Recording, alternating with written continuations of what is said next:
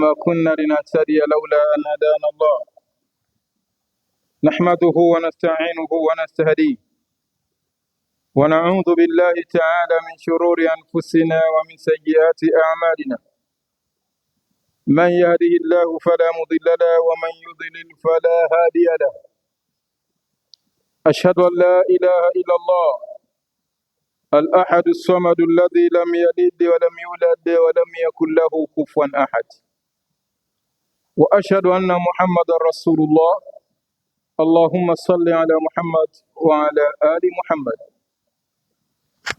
قال الله تعالى إن أول بيت وضع للناس للذي ببكة مباركا وهدى للعالمين فيه آيات بينات مقام إبراهيم ومن دخله كان آمنا ولله على الناس حج البيت من استطاع إليه سبيلا ومن كفر فإن الله غني عن العالمين.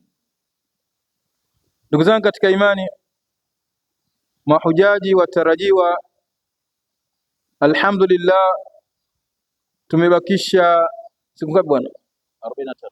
Siku 43 kwa ajili ya safari yetu ya kuelekea Makkah Mukarrama kwa ajili ya ibada ya hija. Na walillahi alhamdu tushapeana mafunzo katika taratibu zetu, tumebakisha nukta ya mwisho kabisa, lakini tutafanya summary, tutafanya ufupisho kidogo ili kuingia ile nukta ambayo iliyobakia, ili kila mmoja ajue kwamba yeye sasa kishakuwa ni hujaji mtarajiwa, yuko mlangoni anasubiri kupanda ndege.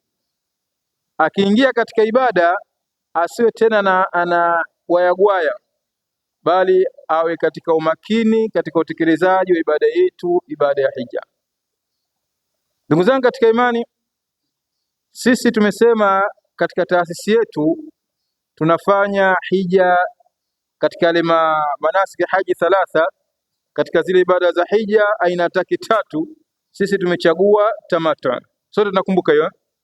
Sisi tumechagua tamattu. Na tumesema ni mambo ambayo unatakiwa uyajue. Mambo ya kawaida kwamba wewe umeenda kuhiji, umehiji hija gani? Ikawa sasa umehiji hija ya Maka. Kwani kuna hija nyingine? Sasa inaonekana wewe ulikuwa hata kwenye semina huhudhuri. Kwamba kweli mimi nimeenda kuhiji, lakini hija nilofanya mimi ni aina ya tamattu. Nimechagua aina ya tamattu kwa maana kwamba ninafanya umra kwanza, baadaye ninapumzika, alafu ninafanya ibada ya hija. Alafu itanilazimu kichinjwa katika ibada ya tamattu. Na tumesema sisi tunaanzia katika mji wa Madina. Alhamdulillah, tarehe itatangazwa hapa na tayari tushaambizana kwamba sisi tutaondoka zetu hapa moja kwa moja hadi uwanja wa ndege wa Kisauni, moja kwa moja mpaka uwanja wa ndege wa Madina. Tukifika katika uwanja wa ndege wa Madina, tunakuwa katika hali ya nguo zetu za kawaida. Tukifika hapo moja kwa moja mpaka katika hoteli yetu, hoteli maarufu tulikuwa nayo mwaka jana, na mwaka huu alhamdulillah tutakuwa na hoteli ile ile. Takbir, Allahu akbar, takbir, Allahu akbar.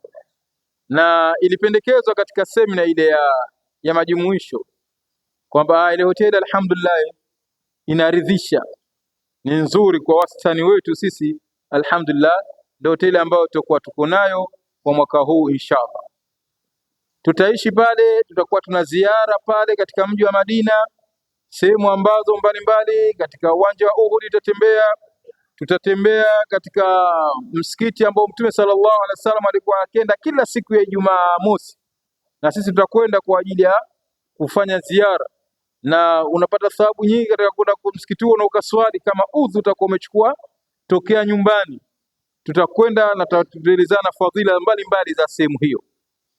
Baada ya hapo, baada ya kushakuishi, baada hapo tutaondoka kwa ajili ya kwenda Madina. Sasa hapa ndo tunaanza ibada yenyewe sasa, hapo tayari tumeshazungumza, lakini leo tunafanya ufupisho ili kila mmoja alosahau ndo akumbuke, alokuwa darasa hiyo ilimpita ndo aione.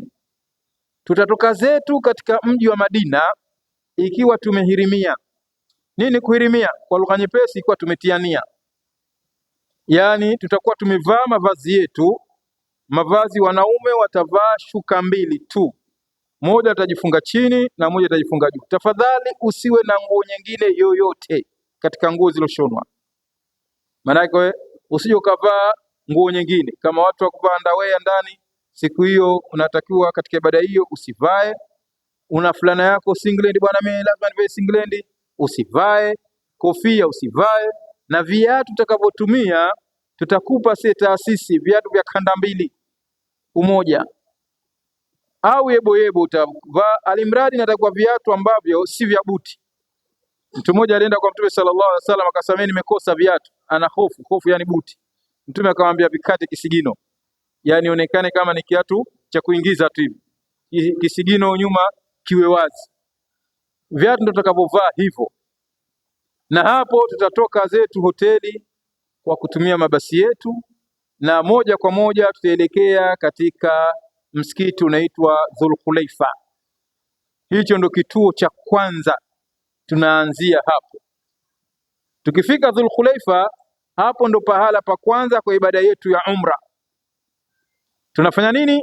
Tunaswali rakaa mbili hapo msikitini, lakini tujitahidi kwamba kama walosinzia njiani, sehemu ya kutia udhu ipo msikitini pale, na tutafanya sunna za kufanya za kuhirimia. Tutakoga tokea nyumbani kwetu hotelini.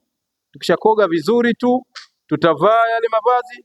Marufuku yake ni kwamba tusijitie manukato baada ya kushakuvaa, lakini unaweza kujitia manukato kabla, lakini baada ya kushakuvaa yale na yale mavazi yale usije ukatia manukato.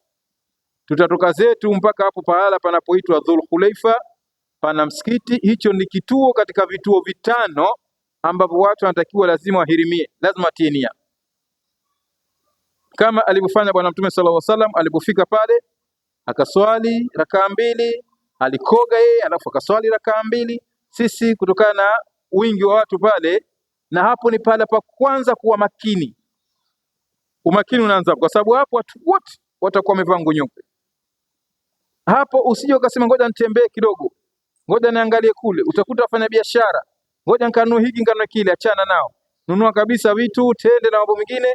Kama hujanunua basi ukile kutoka tu kwenda kutafuta tende, kurudi kutoka wenzio ushashughulisha. Inabidi sasa ndo yupi, watu wote tuko sare moja. Labda utakuta labda si weusi, kwamba wale weusi ukenda kama ni weusi kwenda, kumbe ni taifa jingine. Sasa hapo umakini unaanzia hapo. Tukishatoka zetu hapo, tunaingia ndani ya basi, tunaanza kuhirimia. Tunaingia ndani ya basi, tunahirimia. Kuhirimia kwenye kipando ni sunna. Mtume sallallahu alaihi wasallam alipomaliza pale, akaingia akapanda farasi ngamia wake. Alipopanda ngamia, alipokuwa kishakaa sawa na anaelekea safari, ndio Mtume akaanza kuhirimia, labbaik allahumma liumra. Kila mmoja aseme hiyo, labbaik allahumma liumra. Kila mmoja labbaik allahumma liumra. Kwa maana hiyo ndo neno letu la kwanza tutakuwa tunalo.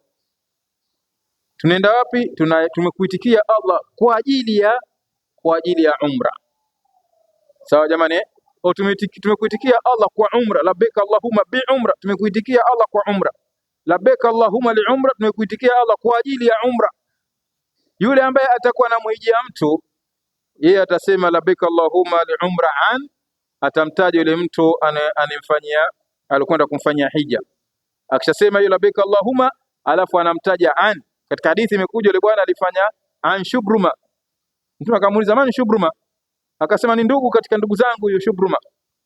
Ni hadithi ikaendelea mambo mengine. Yani unaitikia alafu kwamba mimi ninafanya kwa ajili ya an fulani bin fulani au fulana binti fulani, unamtaja jina lake yule mtu. Baadaye hapo tunaanza sasa kuelekea katika mji wa Maka.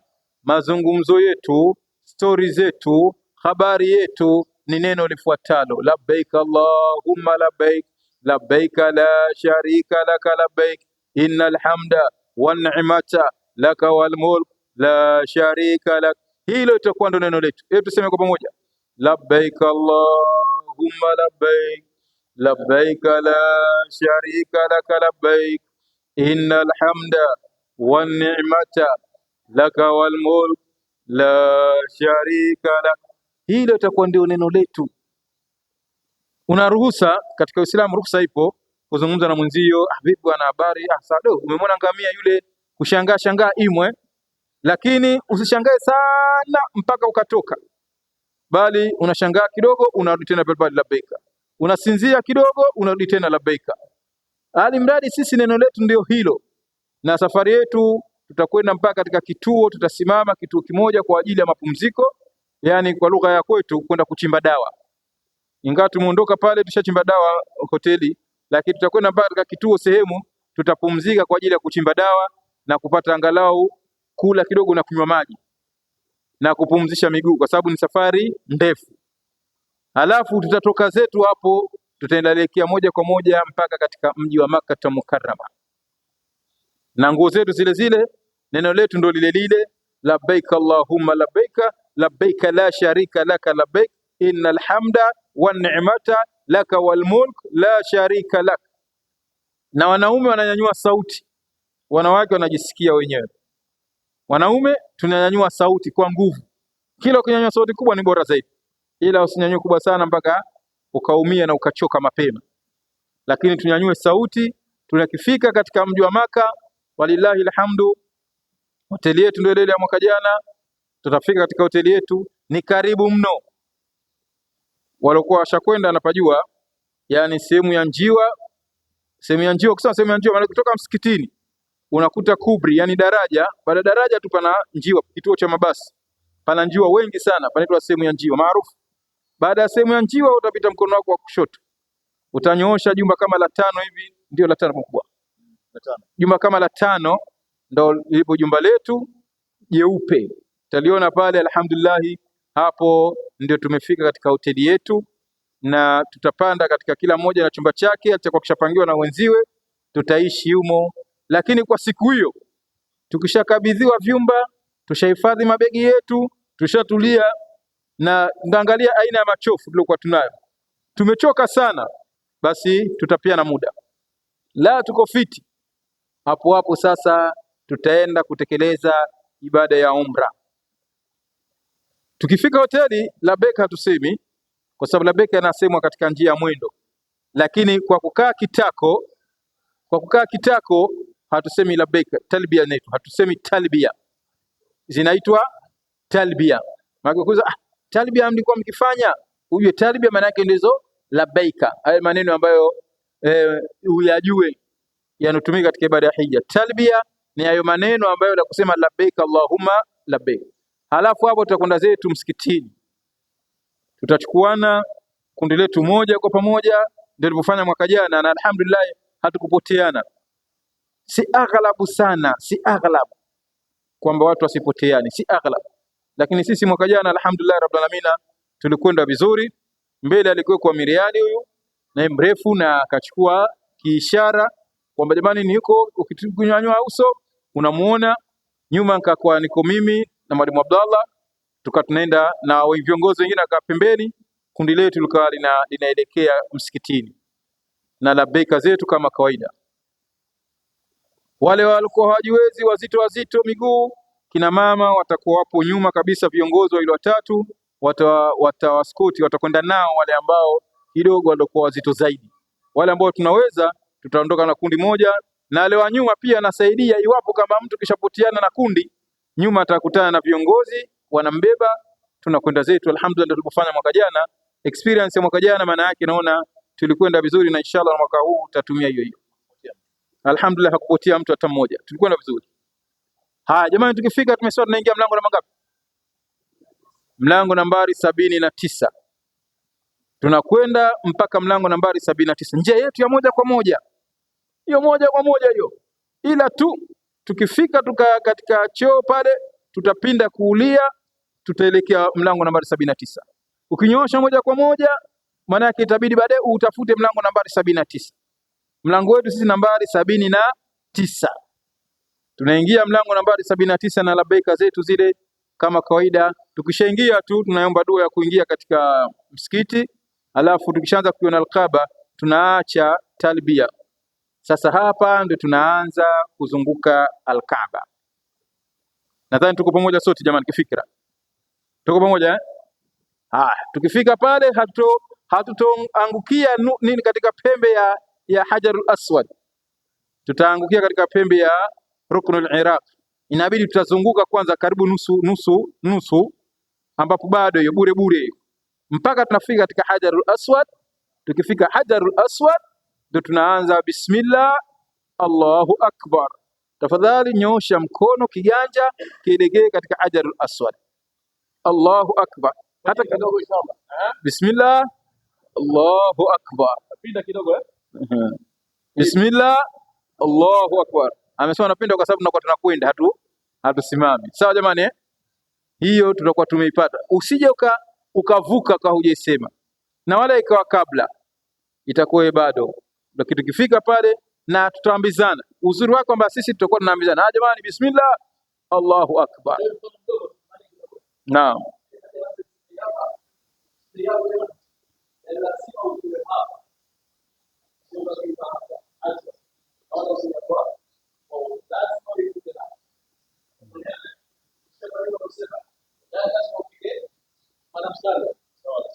Na mkono wa kulia utakuta watu kule, watu wa kujiselfie, wale watu wa kujipiga picha, kachukua simu yake anajipiga picha kwamba ndo nipo hapa Allahu bismillah, Allahu akbar. Sasa mkono ananyosha wa kushoto, alafu anajipiga picha, kanyosha kwa mkono wa kushoto, inatakiwa mkono wa kulia.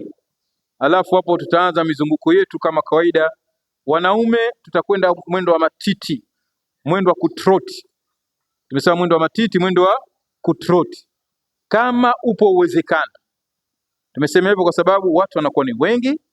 Kama midamu watu ni wengi, raundi 3 zile za mwanzo tunavaa rubega, bega la kulia linakuwa wazi, tunajifunga kwa njia ya rubega, bega la kulia linakuwa wazi raundi 3 za mwanzo, na tunakwenda wa kutroti. Lakini sharti iwe hakuna msongomano. Ikiwa kuna msongomano, basi utakama unaashiria tu kama hapa inavyotakiwa tu troti, lakini kwa vile kuna msongomano, basi tutakuwa tumeshatekeleza ile amri ile. Tutakwenda raundi ya kwanza, tukifika pale Allahu akbar, raundi ya pili Allahu akbar, raundi ya 3 Allahu akbar. Tukishamaliza raundi 3 tunabadilisha sasa, hatuweki tena rubega, tunaweka kikawaida, mashuka mawili la juu tunaweka kikawaida basi. Na tayari tumeshaonyesha mifano namna ya kuvaa. Tunamaliza mizunguko yetu 7. Ndani ya mizunguko yetu tutaangalia, tukiona kama kuna uwepesi tunaweza tukasogea mpaka chini ya Al-Kaaba.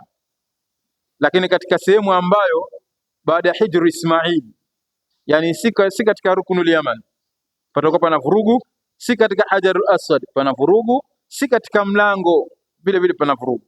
Baada Hijr Ismail ndo pale kidogo na wewe tunaweza tukasogea kidogo pale tap. Kuna watu wanataka waguse Al-Kaaba, au unaweza tukaja mara ya pili ndio anaweza akaja kagusa Al-Kaaba. Hapo upo uwezekano. Lakini raundi kama ya 4 pengine, kwa sababu raundi ya kwanza tutakuwa nje, raundi ya pili tutaingia ndani kidogo, tunaingia ndani kidogo, ya 3 tumo ndani mpaka tunamaliza. Ila tahadhari, usije ukafata makundi mengine. Makundi mengine kivipi? Yani utakuwa kuna makundi mengi, sisi ndo kundi letu, na kundi jingine litakuwa litakuwa na adhkari zao na zinakuwa nzuri za kuyonga hivi. Sasa ukisema unazifuata zile, basi tayari wewe unapotea. Sisi taasisi yetu tunakuacha huru, kwa sababu pale kinachotakiwa ni kusoma tasbihi, tahlili, takbiri na dua na Qur'ani. Sasa sisi tunakupa uhuru, mwenye kusema subhanallah, subhanallah, subhanallah, mwenye kusema alhamdulillah, mwenye kusema la ilaha illa Allah, mwenye kusoma Qur'an, mwenye kuomba dua tena kwa Kiswahili, na inaruhusiwa hata kwa kitabu kasoma, omba dua yako kwa Kiswahili. Sasa ya Rabbi jalie, ya Rabbi niwezeshe, ya Rabbi nifanikishe, ya Rabbi nijalie hiki na hiki na kile, omba kwa Kiswahili. Sasa tunazunguka Al-Kaaba. Lakini usije ukaona kundi linayonga dua nzuri na wewe ukafuata. Ukifuata hizo utapoteana na sisi, maana lazima utakuteka wale, na utajiona tunomo la ilaha illa Allah la, unajishtukizia sasa. Vipi haya uko na wa Misri? Sasa hapo kazi sasa. inaweza kaibada ikakushinda kuimaliza, ikabidi sasa utaanza kuangalia huku na huku. Hajarul Aswad utalipita kama mara 6 pale, hujasema Allahu Akbar hata moja, kwa sababu ushahamanika. Sasa tujitahidi tuwe pamoja inshallah, sawa jamani tuwe pamoja, tufuate maelekezo tunopeana kwa umoja wetu inshallah. Ila tukifika katika Ruknul Yaman, tumesema hapo tunafanyaje?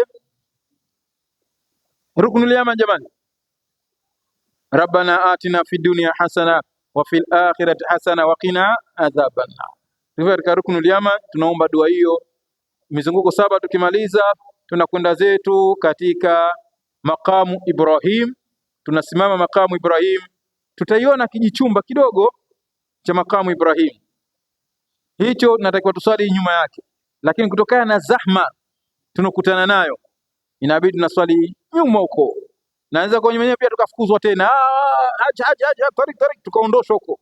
Alimradi sisi tukishamaliza kutufu tunaswali rakaa 2. Wapi tutakapopata pahala pa kuswali? Nyuma huko kwenye jengo, sawa, hapo ndipo tutaswali. Na kwa tanbihi, tukimaliza mizunguko 7, wewe ipe mgongo hicho ni makamu Ibrahim. Ukishakuipa mgongo, nyosha tu, halafu zidi kushoto kidogo, utakuta mlango umeandikwa Safa na Marwa au imeandikwa Sa'i. Sasa hapo ndio utaingia, utatafuta pahala pa kuswali, halafu utaingia hapo, utapinda kulia hapo, utakunywa maji ya Zamzam. Tutaanza kunywa maji ya Zamzam hapo, halafu utapinda kulia, utapandisha njia yake ya tai zake za vikashata vidogo kama vinaumiza. Hapo utapandisha mpaka utakuta Safa. Pana aya imeandikwa inna Safa wal Marwa min sha'airillah. Hapo ukifika ndo tunaanza Safa na Marwa. Safa na Marwa hapo, kama umepoteana na wenzio huko tutakutana nao katika hiyo Safa na Marwa. Tutakwenda Safa na Marwa mara 7. Tutaanza Safa kwenda Marwa 1, tutarudi tukenda Marwa 1, tukirudi Safa ya 2, hal kadhalika mpaka tunamaliza Marwa ya 7.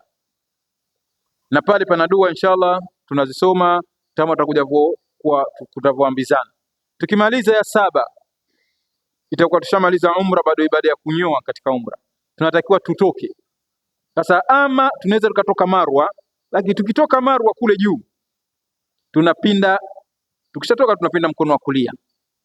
Tayari usije ukapinda kushoto. Kule Marwa ukisema unatoka, pinda kulia.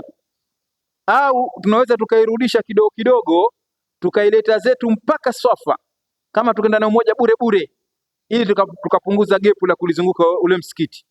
Tukatoka katika mlango wa Safa juu pale. Juu ya mlima Safa pana mlango, tunaingia alafu tunazunguka. Sasa hapo tutauzunguka msikiti. Hatuna tena labbaik hapo. Tutauzunguka msikiti kwa upande wa kulia. Ukitoka msikiti zunguka kulia, usizunguke kushoto. Sawa jamani? Wenzio hujawaona, hujui wako wapi, zunguka kulia. Ilete kulia mpaka katika mlango wetu nambari 79. Hapo ni rahisi kabisa. Nambari 79 tukifika, jia letu ndo lile sasa tunanyoosha. Hoteli yetu utaiona kwa sababu ndo tushafika mara ya kwanza. Itakuwa tumefika, kilichobakia ni kunyoa. Kwa wanaume tutanyoa kwa kupiga para ili kupata baraka zaidi, au tunaweza tukapunguza tuje tunyoe wakati wa hija. Wale ambao nywele zao zinaota mapema, basi ni bora kunyoa moja kwa moja, na wakati wa hija watakuja kunyoa. Hapo baada ya umra imemalizika, tutatulia hapo kwa ajili ya ziara mbalimbali za mji wa Maka, na kwa ajili ya kwamba tunavuta nguvu mpaka mwezi 8 kwa ajili ya ibada ya hija. Tuko pamoja jamani? Baada ya umra hiyo ndio tamattu sasa inafanya kazi hapo, kwamba tunatulia mwezi 8. Sasa mwezi 8 tunaondoka pale vile hoteli kwetu, ikiwa tayari tushakoga hotelini, tunavaa nguo zetu za ihramu zile, tunasubiri basi lije lituchukue kuelekea Mina nje kidogo ya mji wa Maka. Tunakwenda zetu Mina kwa basi, na tukishapanda basi hapo ndo tutahirimia tena labbaik Allahumma bilhajj. Semeni inshallah. Bado labbaik Allahumma bilhajj. mara tatu. Labbaik Allah. Ya kwanza, ya pili. Hiyo ndo nia. Ukikuwa hujatia nia hiyo, maana yake wewe hujahiji. Kama vile mtu ambaye alikuja kuswali hana nia, anaona watu wanainama akenuka na yumu kisha maliza salamu alaykum wa rahmatullah, lakini bwana una nia, lakini mimi naona watu wanaswali na mimi swali. Wewe huna kitu sawa. Hiyo natakiwa ndio ihramu yako ya kuhirimia. Labbaik Allahumma bilhajj, labbaik Allahumma lihajj, labbaik Allahumma lihajj an fulani bin fulani. Kwa yule ambaye atakuwa anamhijia mtu atamtaja jina lake yule ambaye atakuwa anamfanyia ibada ya hija. Tutakwenda zetu Mina. Tukifika Mina, tunachofanyika Mina, tutakuwa tunatulia Mina, tutakuwa tunaswali swala zetu kwa wakati, lakini kwa kupunguza. Yani swala ya dhuhuri tutaswali rakaa 2, swala ya alasiri tutaswali rakaa 2, swala ya magharibi rakaa 3, swala ya isha rakaa 2, swala ya subhi rakaa 2. Swala zetu tutaswali hivyo kwa wakati wake, na hakuna sunna ya kablia wala baadia. Na tutaishi katika mahema, pana vyoo, tutatumia vyoo hapo, lakini vyoo vya huko vya foleni. Usiokuta foleni ukasema narudi foleni kubwa. Kila ukiona pana watu 15 ukajipanga 16.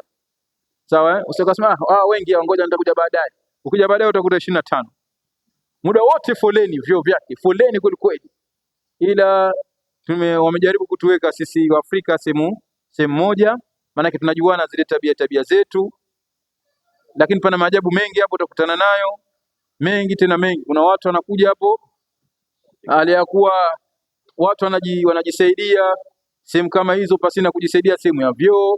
Ni mtihani kwa kweli, lakini watu wa tabia nyingine sio tabia zetu sisi. Alhamdulillah tunajitahidi katika kuheshimu, lakini ikitokezea mwenzetu kazidiwa, sheria yetu sisi, mtu akizidiwa anaruhusiwa. Sawa jamani Kwa sababu bwana fulani bwana mimi kuja watu 15 hapa, kapange huko. Msaidie ndugu yako, mpe nafasi, nenda. Sawa jamani, si kama mwaka ule mmoja kabili akajisaidia pale.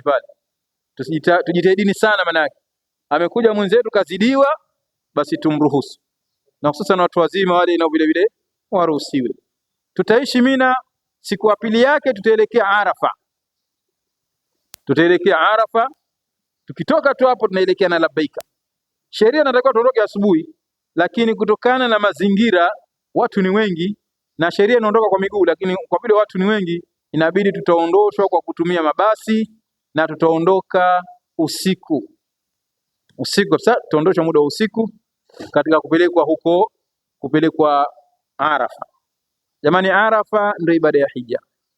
Mtume sallallahu alayhi wasallam akasema alhaju Arafa, hija ni Arafa. Hata kama wale wagonjwa nao vile vile itabidi lazima tuende nao huko, lazima uende. Umezidiwa, tutatafuta ambalesi itabidi je kuchukue ikakupeleke Arafa. Ndani ya ambalesi mida mwakili yako timamu, utakwenda zako Arafa ndani ya ambalesi. Tutaishi Arafa, yanufanyika Arafa. Tutaswali swala ya dhuhuri na alasiri kwa kuchanganya na kwa kupunguza. Yani wakati wa dhuhuri pataadhiniwa, hakuna kuswali sunna, patakimiwa. Tutaswali ya dhuhuri rakaa 2, tukimaliza tu itakimiwa, tutaswali la asiri rakaa 2, tumemaliza swala. Tena inaswaliwa mapema, kama swala inaingia saa 6:30, ikiingia tu tunaswali. Tukimaliza hapo tutapata chakula. Tukimaliza kupata kula, sasa ni muda wa dua. Tutaomba dua, tutatoa mawaidha kidogo. Hatutatoa mawaidha mpaka muda mrefu mpaka saa 10-11, la. Tutatoa dua, kila mmoja dua ya kwake mwenyewe anaona, ataomba dua kadiri ya nguvu yake. Tena uswali tawu kwa Kiswahili, wewe omba dua kwa Kiswahili kabisa. Na hiyo ndio siku tukufu kabisa katika mchana mtukufu, basi ni mchana huu wa Arafa. Basi wewe omba dua zako unazozijua, kaa pembeni, lia, toa machozi kwa ajili ya Allah, lia kwa ajili ya Allah. Allah kufanya wepesi, akuondoshe hili, akuondoshe lile, afanye kila ile kwa wepesi. Hapo ndo pahala pake hasa katika uwanja wa Arafa. Tukimaliza hapo magharibi, ikikaribia jua kuzama, tunaondoka. Hatuswali magharibi hapo, tutaondoka tuelekea Muzdalifa, lakini tutaondoka kwa mabasi. Maana yake nini? Maana yake ni kwamba zamu yetu ikifika, tunaingia katika basi, tunaelekea zetu Muzdalifa. Tukifika Muzdalifa ni sehemu ya kulala, lakini kwanza tunaswali magharibi na Isha Muzdalifa. Tuko pamoja jamani? Magharibi na Isha tunaswali wapi? Muzdalifa. Alafu hapo tunalala. Hapo ni kulala. Wewe ukifika, tutakupa hajmet, mkeka, utatandika, utalala. Basi, hakuna story nyingine. Lakini hapo ni pahala pa makini, kuwa makini sana. Kwa sababu kwanza hakuna alama. Hiyo sehemu haina alama. Ni sehemu tu, labda choo na vyoo vyote sare. Alama hapo ni choo, lakini hicho choo pia sare. Maana ukiondoka pale kwenda chooni, basi itabidi uambie wenzio bwana, uweke target kwa. Na ujitae bora usende peke yako. Nimeondoka pale nimepinda kulia ndio nikaenda chooni. Usioka kurudi ukitoka nilipotoka nilipoingia chooni, nikitaka kutoka chooni nipinde kushoto ndio rudi pale pangu. Usioka utatoka chooni ukapinda kulia tena, maana yake utaenda sehemu nyingine. Utaona kama ndipo, kwa sababu watu wote hapo vazi moja, wote na wote wamelala. Sasa hapo ni pala pazito kidogo, ni pala pazito, lakini ndio inabidi ibada tutekeleze jambo hilo. Tukiamka asubuhi yake mapema tunaswali swala asubuhi, alafu tunasimama kisimamo cha kuomba dua, alafu tunaelekea zetu sasa Jamarat. Tunaelekea Jamarat. Tuko pamoja jamani? Haya tushasoma, lakini tunarudia ili wenzetu wengine walikuwa hawapo, ili tuende nao pamoja. Tunaelekea Jamarat. Jamarat ndo nini? Kurembea. Sawa? Na pale Muzdalifa ndo tutaokota vijiwe. Jamani, tunaokota vijiwe vingapi? Vijiwe 70.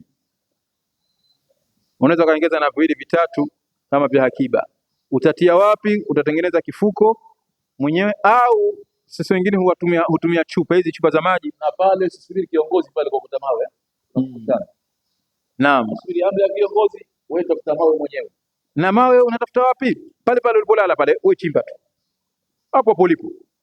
Pana changarawe nyingi sana. Lakini tutahadhari usije ukachukua mandonga, mijiwe. Vijiwe vidogo tumesema kama kiharage, harage ila kule. Au tuseme kama hizo gololi za watoto, isizidi pale. Na wale sije kwa chini kama chugu ya basketi. Kiwe kidogo kama gololi tu za watoto. Utaokota 70. Lakini siku ya kwanza itatumika vijiwe vingapi? 7. Tukitoka pale Muzdalifa asubuhi, tutaenda zetu kwenye mahema, tutaweka mizigo yetu, tutaelekea Jamarati kwenda kurembea. Na tukenda kurembea, tafadhali sikiliza viongozi. Hapo umakini wa kusikiliza viongozi unatakiwa. Kwa sababu ni pahala ambapo wamejitahidi wa Saudia kutanua wigo, maana yake nguzo ilikuwa kama hii ya kurembea asili. Sasa wametengeneza ghorofa, wakatengeneza makuta makubwa ili urembee, alafu inaanguka katika kiguzo. Kilo atakaporembea wewe mwanzo mwisho, lakini inaangukia hapo. Kwa hiyo tayari wewe umesharembea. Kupunguza zile zahma, hapo pana zahma. Kutakuwa kuna underground, yani ya moja kwa moja kama wewe unakwenda, alafu kuna first floor, yani ghorofa ya kwanza, ghorofa ya pili, ghorofa ya tatu. Pana ghorofa hapo. Ghorofa hivi tutakayopanda yote tutakwenda tutarembea. Na kurembea ni kwa kusema bismillah, Allahu akbar. Na unarembea usao unatupa. Na usiingie kurembea mpaka kiongozi aseme. Unaweza kuwa na gap ile, tayari gap hilo. Usende. Kiongozi naye haamrishi watu wene mpaka anaangalia mazingira. Anaangalia nyuma, hakuna kundi kubwa linalofuata, hakuna. Basi tuingie pale. Makeneza tukaingia kwa kurembea, likaja kundi kubwa zaidi likatuvamia. Kutoka kwa shughuli. Sasa nataka tushamaliza, usharembea vijiwe vyako sawa. Toka sasa. Kundi limekuelemea. Shughuli yake itakuwa kubwa. Sasa hapo lazima tuwe makini kwa kusikiliza viongozi.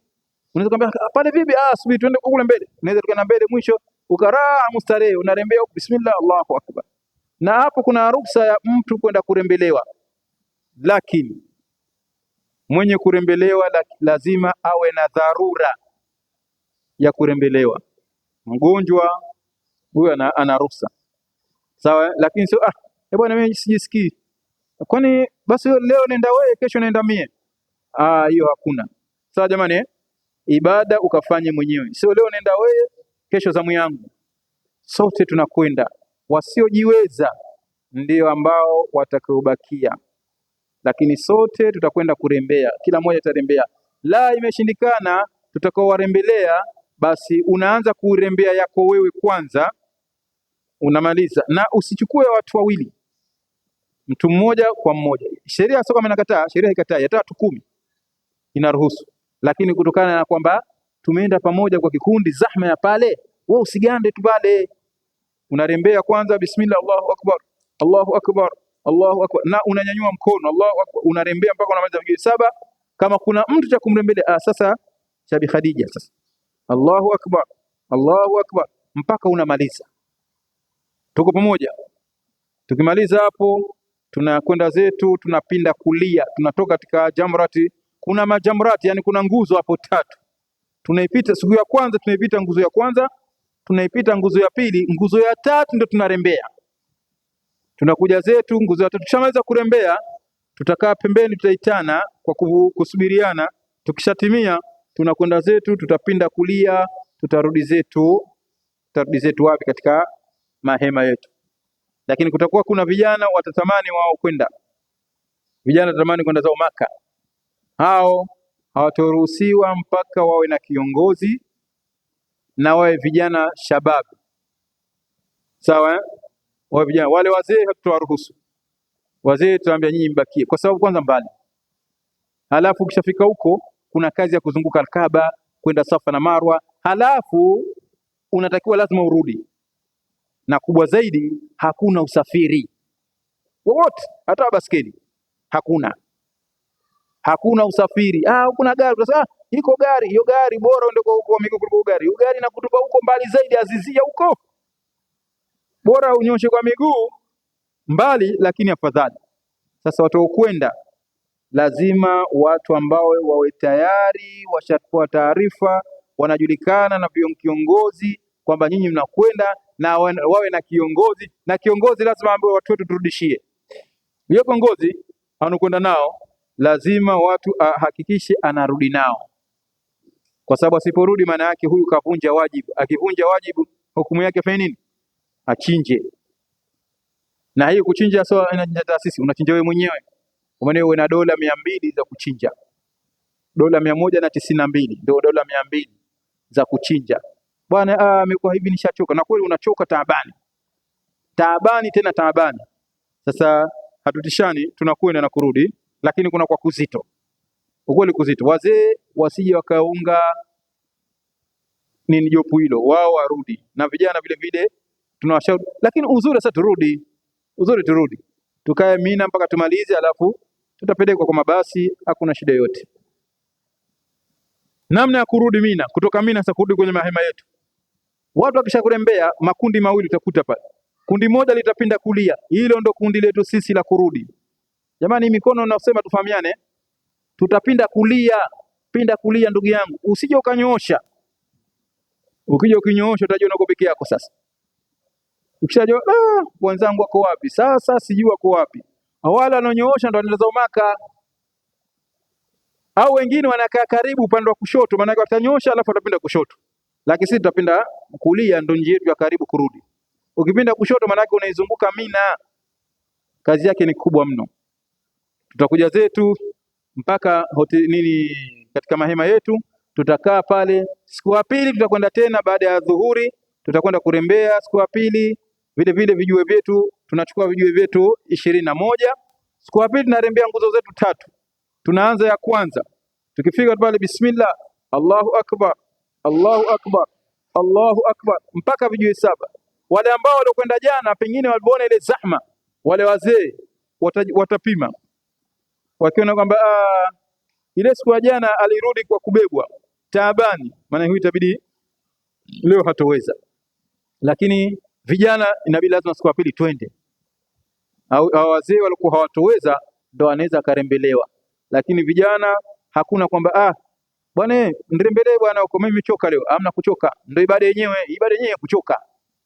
Sawa ibada yenyewe kuchoka. Tutatembea siku ya pili na siku ya 3, alafu tutakuwa tuna khiari, lakini kwa taasisi yetu tutaondoka ile siku ya 3, tutarudi zetu Maka, na hiyo siku ya tatu sasa kutakuwa na option mbili. Kuna watu watarudi kwa basi, kuna watu watarudi kwa miguu, lakini wengi wetu tupendelee kurudi kwa miguu, tutembee ule mji. Na kwa sababu kutoka pale kwenye kurembea kuja kwenye mahema, alafu utoke kwenye kurembea uende Maka, basi anakwenda Maka anafika mwanzo kuliko anafika kwenye hema, karibu kilomita 8, karibu kilomita 8 kwenda karibu. Kutoka katika hema kwenda kurembea ni karibu, lakini kurudi njia yake ya mzunguko, unazunguka kweli kweli, sasa ni mbali. Tukifika zetu Maka tutakuwa tumetulia, tutakuwa na, kwa mujibu wa kitabu chetu, itakuwa hapo ndo tulipofikia. Tumebakisha tumeacha nguzo moja ya kunyoa. Tutanyoa siku ile ya mwanzo ile, tunanyoa, tutapiga para, sote tutapiga para. Anajua atanyoa enziwe, la kutakuwa kuna mashine, alimradi tutanyoana. Wanawake wao hawanyoi, mwanamke hanyoi para, yeye atakata katika ncha, atazikusanya nywele zake zote, alafu anakata nchani kote. Basi hapo ndo mwanamke kishatekeleza. Mwanamume yeye sasa ndo atapiga para, na si kujipiga panki. Watu wengine hujipiga panki kidogo na kushwa. Kwa sababu gani? Anataka akafanye umra. Sheria yake inatakiwa upitishe kiwembe kichwa kizima au mkasi kichwa kizima. Sasa kama unakusudia kwamba zibaki na punguza tu, basi asikusosoe kichwa kizima. So utakuta maajabu huko, utaona mtu katolewa hapa kidogo tu, katolewa kibaka tu, wakasema na mimi nitoe kibaka tu.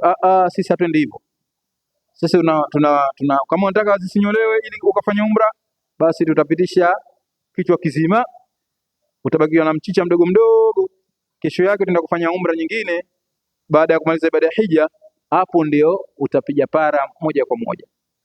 Alafu tuna hajatul wadaa ambayo tuliacha katika kitabu chetu, na nitasema kwa kuizungumza tu. Hajatul wadaa ndo nini? Haya yote ya nyuma yote tushasoma, ndio jamani tumekumbushana na wale ambao walikuwa hawapo, ili na wao kuwaingiza katika ibada, isiwe tena wakadandia mwisho.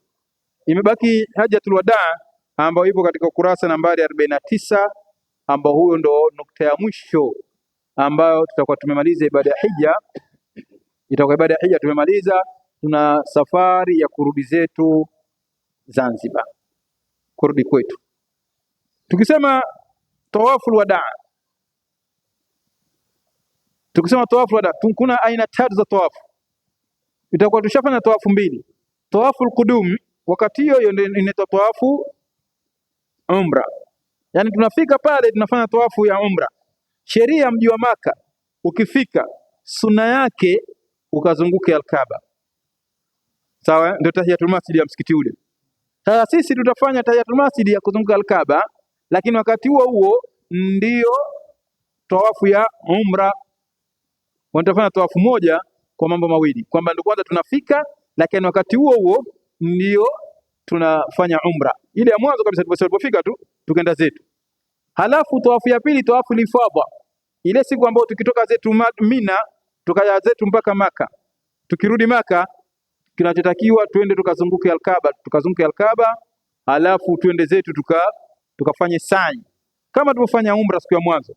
Tunafanya tena matendo yale, lakini wakati huo tutakuwa tushachinjiwa. Kuchinja jamani, ipo kwenye system tayari, pesa za kuchinjiwa tushalipa zote, ingawa bei yao ni kubwa, ni dola 192. Ni pesa nyingi kidogo, karibu dola 200. Wakati kama tukenda kuchinja wenyewe hivi local, tukenda tunachinja kwa dola 100. Imezidi dola 100 na kidogo basi, lakini ndio wako kibiashara zaidi, tusiseme sana. Kubwa kabisa pesa ya kuchinja ishafika, tutakuwa tushachinjiwa. Iliyobakia tawafu lifadha, na tushakwenda tushazunguka kama ile siku ya kwanza, ila haitokuwa na kutroti. Hii haina kutroti, tunazunguka tu kama kawaida, haina kuweka rubega. Tunakwenda tunasali makamu Ibrahim, tunakunywa maji ya Zamzam, tunakwenda Safa na Marwa, tushamaliza. Tunasubiri tawafu ya kuaga. Lakini nimesema taasisi yetu inatoa fursa ya watu kwenda kutekeleza umra. Baada ya hapo tutakuwa tuna siku moja mbili kwa ajili ya kwamba mtu anaweza kwenda kutekeleza umra, labda ya babu yake anataka akamfanyie, labda ya mama yake na mtu wake yote anatamani ende akafanya umra. Tutakwenda Masjidi Tamim, yani Masjidi Aisha, halafu tutatia nia kule na tutakuja zetu kutekeleza hiyo ibada. Sawa jamani, hiyo ni matakwa ya mtu mwenyewe, ila tumesema kama watu wapo tutairatibu rasmi, wataondoka na kiongozi. Na kwa sababu vijana kile wanasema watu wanapigwa sana, yani wanapigwa, sio kupigwa mikwaju, wanadhulumiwa kwa sababu kule bure. Lakini sasa akili ile kuwepo kwamba mtu akishindwa kwenda kufanya, unaweza kumtafuta mtu akakufanyia dola 100. Sasa kuna watu walidhani ile dola 100 kama unalipa kule, walimpa mwenye teksi watu 4 sio watu 6, dola 100. Jamaa akawapeleka, alipopokea zile pesa alikimbia, manake kaona kufanya mkubwa kweli. Kuendelea kuwasubiri, inawezekana angekutana na watu angeuliza kule, na kweli waliuliza, kwa nini imekuja kiasi gani? Kule gharama yake ni riali 10, kwa sababu mnachukua gari riali 50, mnachangishana, basi imezidi msimu mkali, kwa sababu wanataka wapate 20, mnachangishana watu wale watatu, riali zenu 5 50, mnamlipa, mnakwenda zenu. Yani hakuna gharama hizo. Sasa hili lazima liwe na kiongozi, kinyume hivyo watu wanaibua, watu wanachuma, sio kwa sababu ndo Maka wakazania kwa sababu eti ndo Maka ikawa wajamaa wapo kweli kweli. Kiasi gani? 100. Utaona kama lakini leo kusikia kwamba ukitaka kwenda kufanywa umra unamlipa mtu dola 100, basi haya hii hapa. Jamaa wameibiwa, na sheria anakupeleka na kurudisha. Sasa kama hujui atakupeleka alafu utaganda. Sasa tuwe makini sana katika mambo kama haya, na mambo yote tunayofanya pale tujitahidi kuwauliza viongozi. Semina zitakuwepo kila siku, tendo halifanyiki isipokuwa tutapeana semina kwanza, maelekezo. Sasa yote yatakofanyika tutapeana maelekezo.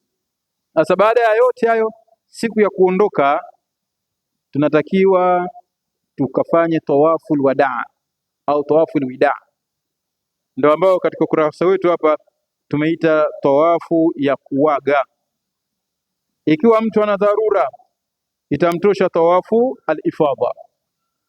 Naomba nifafanue kidogo. Tawafu al-ifadha ni tawafu ya nguzo, kwamba lazima mtu afanye ile ambayo tushaifanya nyuma yake. Sasa watu wengine wazee walikuwa hawajiwezi, hawa tunawafanya takhiri, tunawacheleweshea wajifanya tawafu moja kwa nia 2, kwa sababu tawafu al-wadaa ni tawafu ya sunna, tawafu al-ifadha ni ya nguzo, yani hii ya wajibu wadaa, lakini ifadha ni ya nguzo. Sasa ukifanya ya nguzo ya sunna inaingia ndani yake, hakuna shida.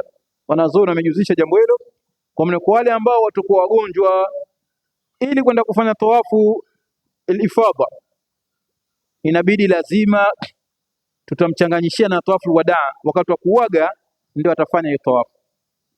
Si nimeeleweka?